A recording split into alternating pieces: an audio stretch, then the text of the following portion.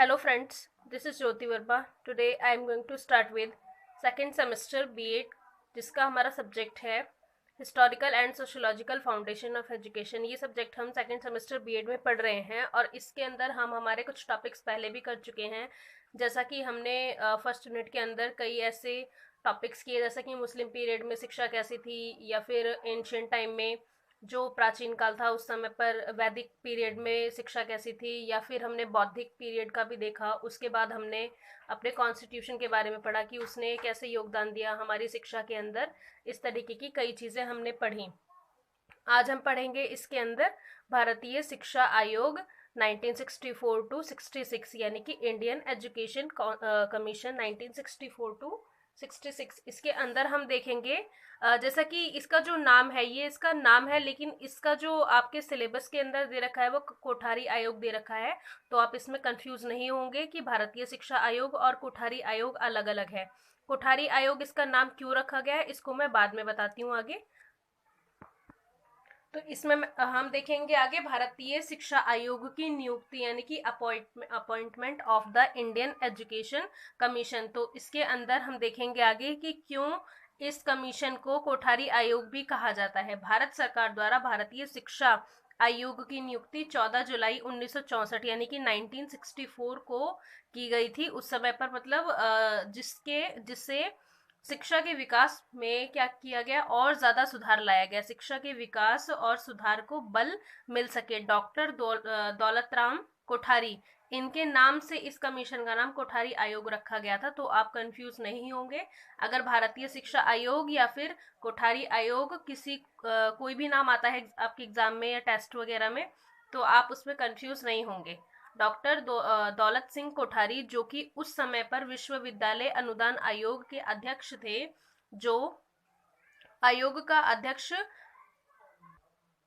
बनाया गया। आयोग के अध्यक्ष को छोड़कर कुल 14 सदस्य थे, जिनमें से 9 भारतीय और 5 विदेशी थे उस समय पर। मतलब 9 लोग उसमें भारतीय थे और 5 लोग उसके अंदर कौन थे, विदेशी। श्री जेपी नायक अध्यक्ष, शिक्षा, नियोजन, प्रशासन और वित्त, राजनीति और अर्थशास्त्र संसाधन। पूना को आयोग के सदस्य सचिव बनाया गया। मतलब पूना को क्या बनाया गया, आयोग का सदस्य सचिव बनाया गया। नेक्स्ट हम देखेंगे इसके अंदर आयोग का कार्य क्षेत्र, यानी कि टर्म ऑफ रेफरेंस। तो इसके अंदर क्या है, आयोग के कार्य क्षेत्र इस प्रकार परिभाषित किया गया है। आयोग सरकार को शिक्षा की राष्ट्रीय रूपरेखा, मतलब जो नेशनल लेवल पर इसकी राष्ट्रीय रूपरेखा व शिक्षा के सभी स्तरों पर प्रत्येक पक्ष से इसके विकास के लिए सामान्य सिद्धांतों, मतलब जो इसके कॉमन प्रिंसिपल्स होते थे, जनरल प्रिंसिपल्स, और नीतियों, मतलब जो इनकी पॉलिसीज होती थी, नीतियों के बारे में सुझाव देगा। मतलब इस आयोग का ये एक तरीके से टर्म था, कार्य क्षेत्र था। नेक्स्ट हम देखेंगे इसके अंदर सेकंड पॉइंट, जिसमें आयोग की रिपोर्ट, यानी कि रिपोर्ट ऑफ द कमीशन, जिसके अंदर है आयोग ने इस कार्य के लिए 12 कार्यबल और 7 कार्य समूह तैयार किए। और इसका उद्घाटन कब हुआ था, आयोग का उद्घाटन 2 अक्टूबर 1964 यानी कि 1964 को दिल्ली के विज्ञान भवन में किया गया। इन्होंने लगभग 9000 स्त्री पुरुष, जो कि मतलब मेल फीमेल दोनों, इनको विभिन्न क्षेत्रों से संबंधित थे। मतलब जो भी विभिन्न क्षेत्रों से, मतलब ये स्त्री पुरुष सिर्फ एक ही जगह से रिलेट नहीं करते थे, ये अलग अलग क्षेत्रों से संबंधित थे। जैसे शिक्षा शास्त्री, वैज्ञानिक, उद्योगपति, विद्वान, शिक्षा चिंतक आदि। उनके साथ व्यक्तिगत मुलाकात की इन लोगों ने। मतलब कितने लोग थे, लगभग 9000 लोग थे उस समय पर, जो स्त्री पुरुष दोनों ही थे और विभिन्न क्षेत्रों से थे। आगे हम देखेंगे इसके अंदर भारतीय शिक्षा आयोग के अनुसार शिक्षा के उद्देश्य, यानी कि aims of education according to Indian education commission. तो इसमें फर्स्ट है हमारा शिक्षा तथा शिक्षा तथा उत्पादन, यानी कि एजुकेशन एंड प्रोडक्शन, यानी कि उसको प्रोड्यूस करना। तो फर्स्ट है हमारा इसके अंदर विज्ञान शिक्षा, साइंस एजुकेशन। सेकंड है हमारा इसके अंदर कार्य अनुभव, यानी कि वर्क एक्सपीरियंस। थर्ड है हमारा इसके अंदर व्यावसायिकता, यानी कि वोकेशनलाइजेशन। नेक्स्ट है हमारा इसके अंदर सेकंड पॉइंट, जिसमें है शिक्षा तथा सामाजिक व राष्ट्रीय एकता। फर्स्ट है इसके अंदर हमारा सामान्य विद्यालय प्रणाली यानी कि कॉमन स्कूल सिस्टम। सेकंड है हमारा इसके अंदर भारतीय तथा सामाजिक तथा राष्ट्रीय सेवा यानी कि social and national services. Third है हमारा इसके अंदर भाषाओं का विकास यानी कि डेवलपमेंट ऑफ लैंग्वेजेस। फोर्थ है हमारा इसके अंदर राष्ट्रीय चेतना को जो उसको प्रोत्साहन देना, राष्ट्रीय चेतना को प्रोत्साहन देना। तो इसमें क्या है, promoting the national consciousness. Third है हमारा इसके अंदर शिक्षा तथा आधुनिकीकरण। तो इसके अंदर फर्स्ट है हमारा प्रौद्योगिकी का उपयोग यानी कि यूज ऑफ टेक्नोलॉजी। सेकंड है हमारा इसके अंदर उच्च विचार यानी कि हाई थिंकिंग रखना। थर्ड है हमारा इसके अंदर शैक्षिक स्तर यानी कि एजुकेशनल स्टैंडर्ड। और फोर्थ है हमारा इसके अंदर अच्छी आदतों का विकास करना यानी कि डेवलपमेंट ऑफ गुड हैबिट्स। यानी कि इसके जो उद्देश्य थे वो ये सारे उद्देश्य थे। उद्देश्यों में ही हम फोर्थ पॉइंट हमारा देखेंगे, जिसमें सामाजिक, नैतिक एवं आध्यात्मिक मूल्यों का विकास। इसमें फर्स्ट है हमारा मूल्यों की शिक्षा यानी कि वैल्यू एजुकेशन। सेकेंड है हमारा इसके अंदर प्राथमिक विद्यालयों के लिए विशेष विधि यानी कि special methods for primary schools. Third है हमारा इसके अंदर माध्यमिक विद्यालयों के लिए तकनीकी टेक्निक्स फॉर सेकेंडरी स्कूल्स। उसके बाद है फोर्थ हमारा विद्यालयों के लिए तुलनात्मक विधि यानी कि comparative methods for universities. Fifth है हमारा इसके अंदर धर्मनिरपेक्ष एवं धर्म यानी कि धर्मनिरपेक्षता क्या होती है, सेक्युलरिज्म एंड रिलीजन।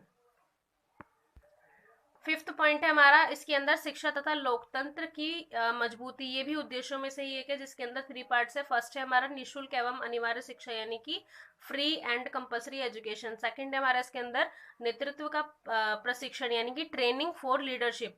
और उसके बाद है हमारा थर्ड पॉइंट इसके अंदर समान अवसर, इक्वल अपॉर्चुनिटीज सबके लिए, चाहे वो स्त्री हो, पुरुष हो, किसी भी जाति का हो, किसी भी धर्म का हो, सबको एक समान अवसर मिलना चाहिए, इक्वल अपॉर्चुनिटीज मिलनी चाहिए शिक्षा लेने के लिए।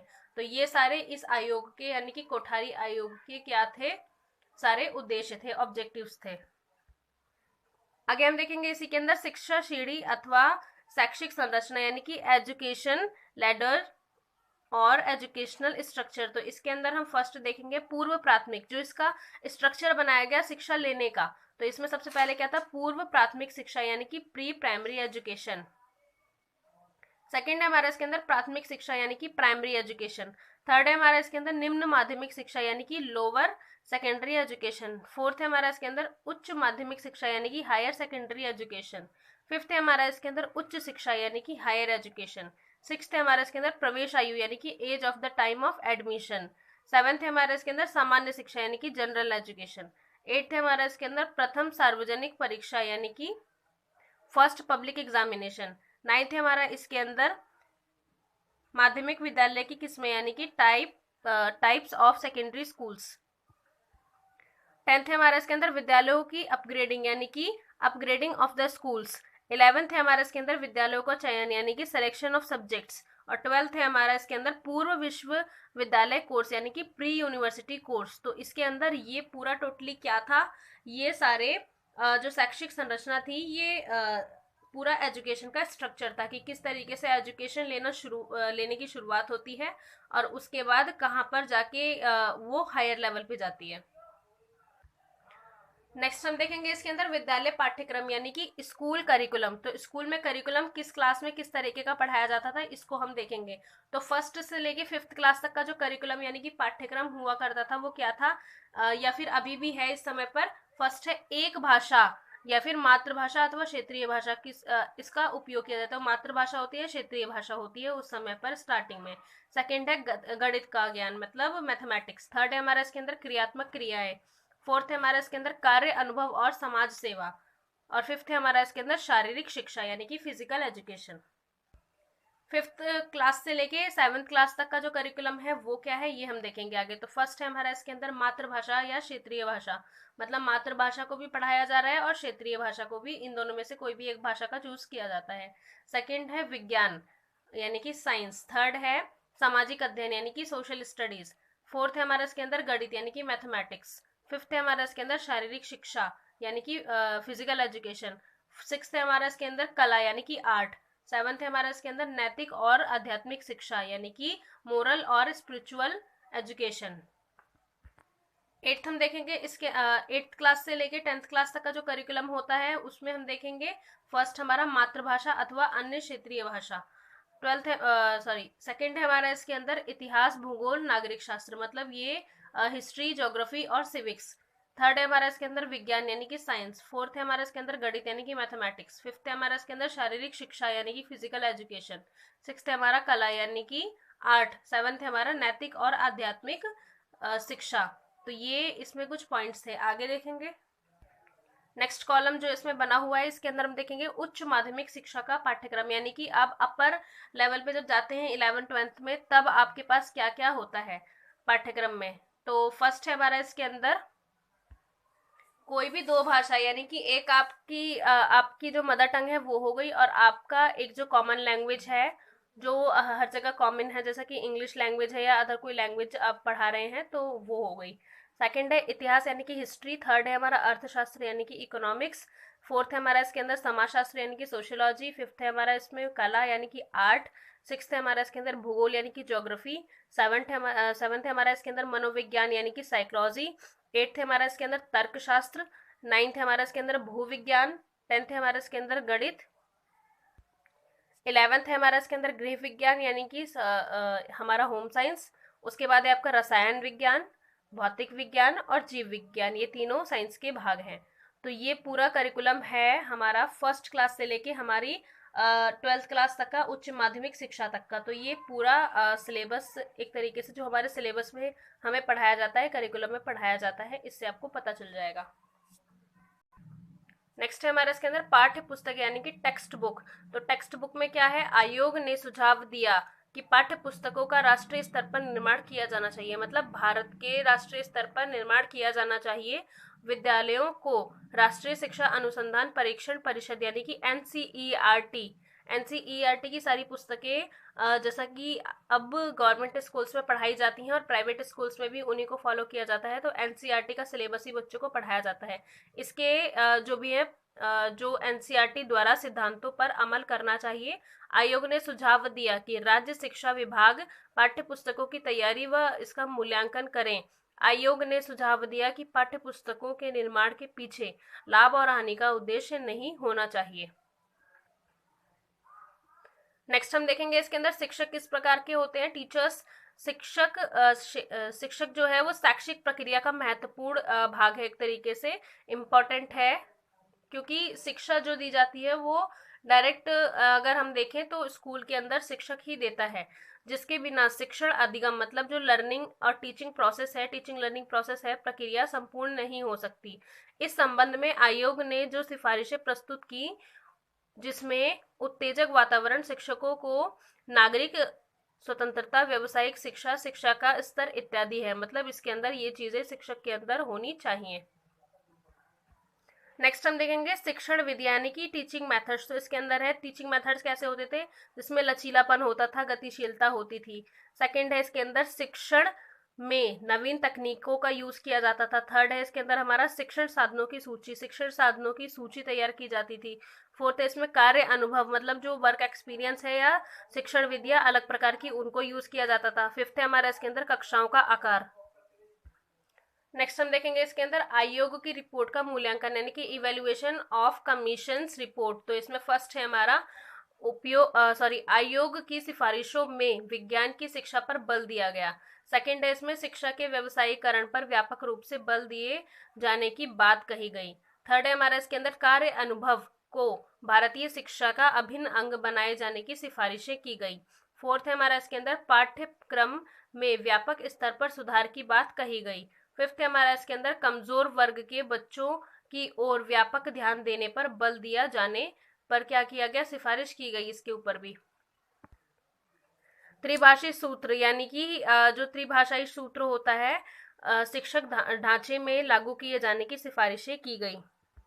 सेवंथ है हमारे इसके अंदर वयस्क शिक्षा पर विशेष ध्यान देने के लिए विशेष सुझाव प्रस्तुत किए गए। और एट्थ है हमारा इसके अंदर छात्र कल्याण का प्रसार किए जाने पर आयोग ने बल दिया, मतलब जो छात्र का कल्याण है उसको और ज्यादा प्रसार करने के लिए, उसको और ज्यादा उसमें प्रोग्रेस लाने के लिए आयोग ने बल दिया। सो फ्रेंड्स, ये थी हमारी आज की वीडियो जिसके अंदर हमने पढ़ा कोठारी आयोग के बारे में। और ये जो आयोग है इसको दूसरे नाम से भी जाना जाता है भारतीय शिक्षा आयोग 1964 टू 66। तो इन दोनों नामों से इसको जाना जाता है। आई होप फ्रेंड्स आपको ये वीडियो पसंद आया होगा। Thank you so much friends for watching this video. मेरे चैनल को सब्सक्राइब करें, वीडियो को लाइक करें, शेयर करें एंड कमेंट करें, and please press the bell icon for other notifications. Thank you so much.